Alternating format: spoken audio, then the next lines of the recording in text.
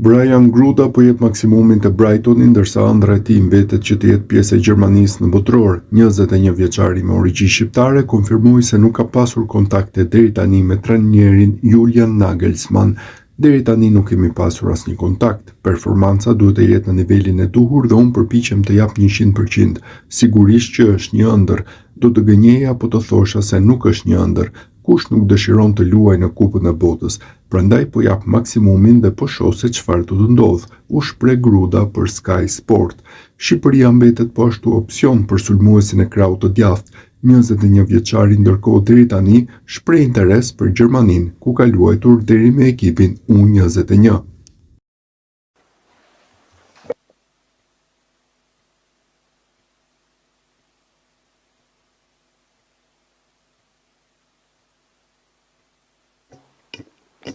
Përshëndetje të gjithëve, mirë se keni ardhur në këtë komunikim për media nga shtëpia e futbollit. Jemi këtu me trajnerin e kombëtares U21 Alban Bushi, i cili pak më parë ka shpallur edhe listën e 23 lojtarëve të grumbulluar për 2 ndeshjet miqësore të shtatorit. Në datë 5 shtator kundër Gjermanisë në Elbasan Arena dhe në datën 8 shtator kundër Zvicrës U21. Ndërkohë të gjitha komunikimet tona, si gjithmonë ndiqni në kanalin ton YouTube FSHF, ndërkohë edhe në FSHF TV. Fillojmë me pyetje drejtuar trajnerit Bushi. Përshëndetje, Bushi. Përshëndetje. Juve pak më parë keni publikuar listën me 23 futbollistët e grumbulluar për 2 miqësorët e shtatorit.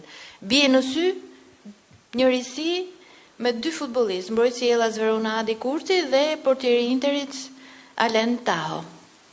Sa i njihni këta lojtarë, pse ju bindën këta për t'i marrë në skuadër? Përshëndetje. Mendoj që kemi dy sfida shumë të rëndësishme, i konsideroj tepër të mëdhaja dhe me përgjegjësi të madhe, siç është Gjermania ashtu dhe Zvicra. Mendojmë që duhet luajmë një futboll të bukur dhe rezultativ përpara publikut tonë në Elbasan Arena, gjithashtu edhe atë me Zvicrën. Gjermania është një ekip që është në kampionat e Europës, e din forcën e tyre dhe emrin e madh që ata kanë, por ne si gjithmonë do të futemi për fitore. Kemi pas dy teste miqësore të kaluara si me Hungarinë, gjithashtu edhe me Turqinë, që jam shumë i kënaqur nga të dyja ndeshjet. Në Hungari e fituam, Turqi e humbëm, por ekipi tregoi pavarësisht shumës, tregoi shumë karakter në fushë dhe la shumë shpresa për të ardhmen. Është një grup që është i ri, kemi bërë pak ndeshje miqësore me njëri tjetrin, po duken shumë të fortë, duken nga dita ditës që po rriten. Për sa i përket Kurtit dhe Taos, ata kanë qenë pjesë e moshave të ekipeve kombëtare. Në thjesht kemi nevojë edhe për portiera, gjithashtu edhe për mbrojtësa. Mendoj që të dy janë lojtarë që do të jenë pjesë edhe kombëtare sa në basën e të ardhmen, se kanë shumë potencial, por për momentin e kemi afruar për t'i parë më nga afër, me që janë dhe miqësorët, ta dimë më mirë potencialin e tyre. Mendoj që janë dy lojtarë shumë premtues. Janë dhe 6 lojtarë nga kategoria parë dhe abisnes superiore. Mendoj që kemi bërë maksimumin për sa i përket lojtarëve në kampionatin shqiptar, sepse nuk është se ka shumë, po këta 6 mendoj që janë cilësor dhe janë formë, kanë minuta në këmbë, janë lojtarë që janë titularë në për ekipet e tyre, mendoj që do na ndihmojnë në këto 2 ndeshje. Lojtarë që kanë qenë edhe më përpara, siç është Rashica që ka qenë në kampionatin, Gudjufi që ka qenë 10, por nuk ka pas shumë minuta, tani ka filluar të luajë ke Partizani, kam shumë besim tek ai sepse ndeshjen e fundit me Voron e pash live dhe më duk shumë në formë. Përshëndetje Bushi. Atëherë, 2 kundërshtar të nivelit lartë si Gjermania dhe Zvicra, si vlerësoni si kundërshtar dhe sa e mbani mend fitoren e fundit kundër Zvicrës, një fitore me përmbysje, fitore bukur e Shqipërisë? Po e thash dhe pak më parë, me Gjermaninë, domethënë është një sfidë e rëndësishme, një sfidë që është me përgjegjësi të madhe. Unë kam shumë besim tek ekipi, kam besim që ne do të fitojmë këtë ndeshje sepse luajmë shtëpinë tonë dhe duhet ta kënaqim publikun gjithashtu si ashtu me lojë ashtu edhe me rezultat. Jemi ekip i ri, e thash më parë, po kemi shumë besim. Kemi krijuar një grup shumë të fortë. Gjermania është e fortë, po mund të themi që është e fortë në letër, në fushë, ne s'kemi dalë akoma. Mendoj që nuk do të luftojmë shumë deri në fund të dyja ndeshjet. Me Zvicrën mendoj që na ka lënë një shije të mirë fitoria e fundit, gjithashtu nuk e kemi frikë as pak edhe Zvicrën aty sepse e kemi mundur dhe do ta mundim përsëri. Po gjithsesi duhet të bëjmë maksimumin këto 2 ndeshje për sa i përket strategjisë dhe lojës taktike që ne kemi vendosur të bëjmë me këtë lloj grup lojtarësh. Mbase është një grup që nuk ka shumë le të themi, talent, patjetër që ka talent në përbërjen e tij si grup, por nuk ka individe, le të thuash, që të lënë pamend, por janë lojtarë që janë për ekipin, lojtarë që sakrifikojnë, lojtarë që luajnë me pasion, që luajnë me dëshirë, që luajnë për bluzën. Kjo është më e rëndësishme se sa talenti individual që mund të kemi.